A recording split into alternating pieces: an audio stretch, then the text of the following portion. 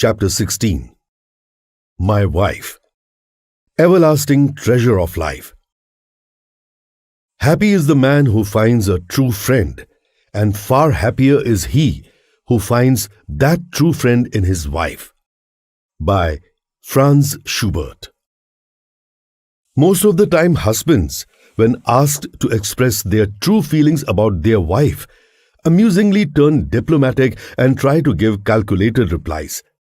They neither criticize their life partner publicly nor appreciate her contribution openly. Perhaps they might have a dual fear that praise will puff up the wives with pride and criticism will make them hostile. However, I never got entangled in such dilemmas. My relation with my wife Vandana, right from the moment she stepped in my life, has always been nurtured on the basis of mutual trust. She has accompanied me through thick and thin. She has fulfilled her responsibilities excellently in various roles like able housewife, caring mother, ideal daughter-in-law, and of course, my best friend and trusted partner. She was Vandana Deshpande before our marriage, born and brought up in a middle-class family living in a village called Pali in Satara district of Maharashtra. Like me, she had also completed her primary education in a village school.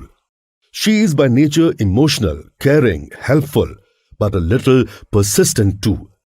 At the young age when she became marriageable, her parents had asked her expectations about her life partner, and she expressed her wish to tie a knot with a sensible groom residing abroad. She waited for a suitable match and at last accomplished her goal. For us, the quote, "Marriages are made in heaven," came true. Our marriage was fixed in a traditional way after matching our horoscopes. On 15th June 1994, both Datar and Deshpande families sat together to discuss wedding arrangements. My father was against asking any conditions or demands from the bridal side. He requested Vandana's father to only arrange a simple marriage as quickly as possible to allow me to return to Dubai within a fortnight to manage the business. My in-laws consented to the proposal, and the earliest auspicious day in the following week was fixed for the wedding ceremony. Before that, a ring exchanging and formal engagement ceremony took place, and finally, we got married on 27th June 1994 in Yogeshwar Wedding Hall, Sangli. Since the marriage was arranged at such a spur of the moment, very few relatives and friends of both families could attend the function.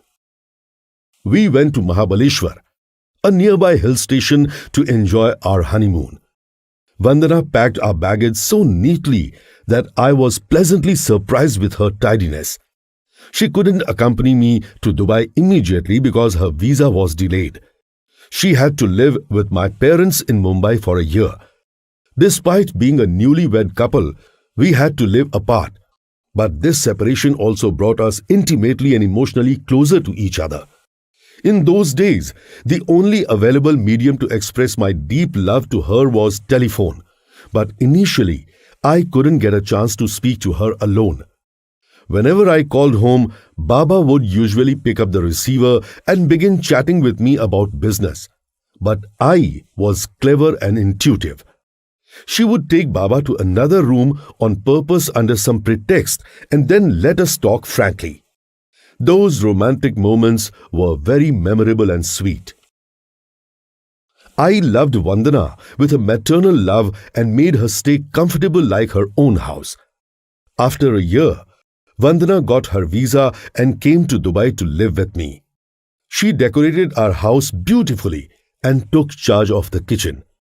I was living a bachelor's simple life until then, but she made our house heavenly. In Dubai, she had to spend her initial years in loneliness as I was very busy with my business. Vandana was so involved in housekeeping that despite her social nature, she couldn't get a chance to make new acquaintances or mingle with neighbors. Her only relaxation was reading some books and hearing music. I would often return late every day from work, but she would always patiently wait for me for dinner and never complained. She quickly adjusted herself to the busy schedule of Dubai. She even took care of my likes and food habits. Despite being a staunch vegetarian, she learned to cook non-vegetarian dishes for me. Our first child, Rishikesh, was born on 25th March 1995. Vandana had gone to India for her first delivery. I was so immersed in business that I couldn't even go to see my son's face. Vandana became a little disappointed, but knowing my busy schedule, never complained. Her sister Vaishali took very good care of the baby. Vandana returned to Dubai with Rishikesh and we celebrated the arrival of our first child enthusiastically. After Rishikesh, our second son Rohit was born on 23rd April 1997. Thus, we became a complete family. Vandana thoroughly enjoyed the upbringing of both children, but I apologetically admit that I couldn't fulfill the duty of a responsible father towards my children for the first 10 years. I was busy expanding my business and Vandana had to raise the children on her own. I still regret that I have missed those precious and happy moments to nurture our kids. I knew that Vandana had excellent management skills, be it at home or in business, so I decided to bring her into my business as a partner. Baba was against this decision. He was not orthodox, but his opinion was slightly different. He was particularly concerned that if both of us got involved in business, what would happen to our family life and especially to the upbringing of our children. But I trusted Vandana and remained firm on my decision. However, Vandana herself sensibly advised me to listen to my Baba. She offered a solution to me. She agreed to help me in business as an inactive partner. She kept her word and looked after the family responsibilities and joined our office as Director of Finance only when our children were old enough. Until then, she remained a housewife and business advisor. After joining office responsibilities, she proved her mettle in business with the same skill. She brought financial discipline to our company and controlled the unnecessary expenditures. Her prudence was benefited our business that in the global recession period when most businesses were incurring huge losses, our Al Adil Group achieved a whopping 400% rise in profitability. Her skill in overcoming challenges and finding solutions with patience is admirable, and it has proven itself numerous times. Once we were on a holiday trip to Switzerland. We went to an Italian restaurant to have a taste of crispy pizzas and delicious pastas. But when the dishes came to the table and we tasted them, we didn't like the combination of sauces and spices. Even the children were disappointed. We thought of going to another restaurant, but it was so late that we would not have gotten anything there. We sat there in a dilemma, worrying about remaining hungry. Vandana thought for a moment and approached the chef. She asked for his permission to use the ingredients of her choice and cook dishes for herself. She prepared some amazing dishes and we all enjoyed their taste just like home-cooked food.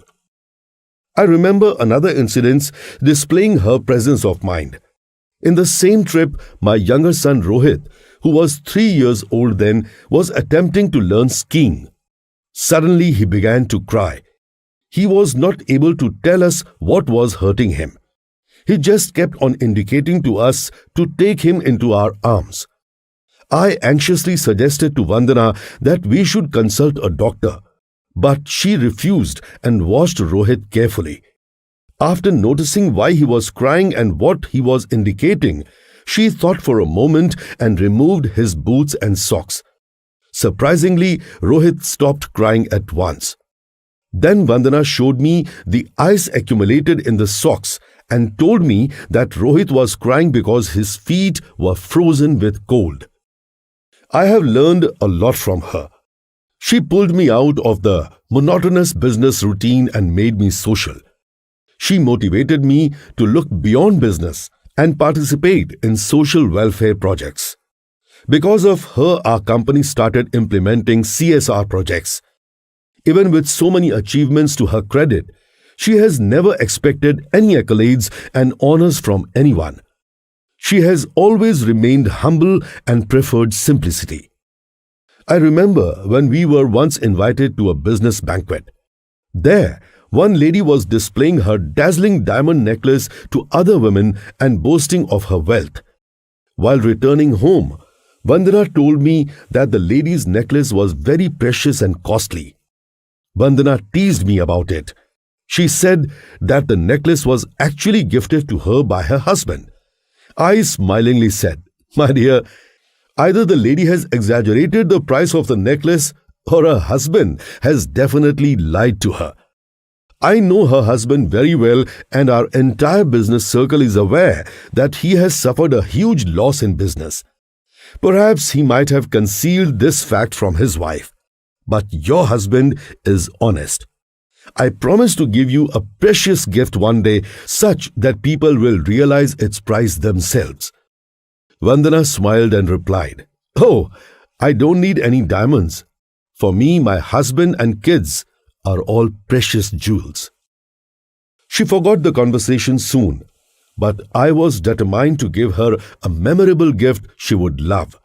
Soon I got the chance.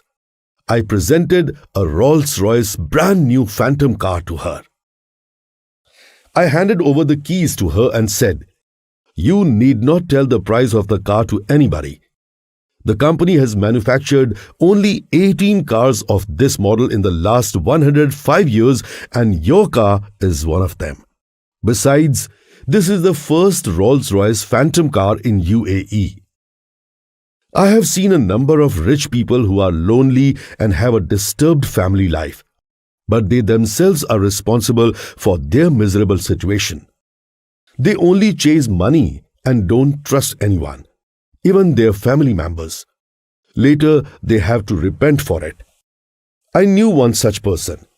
He hadn't shared any information about his business, investments, and assets with his wife and children. He was so obsessed with his personal space that he never took them into his confidence.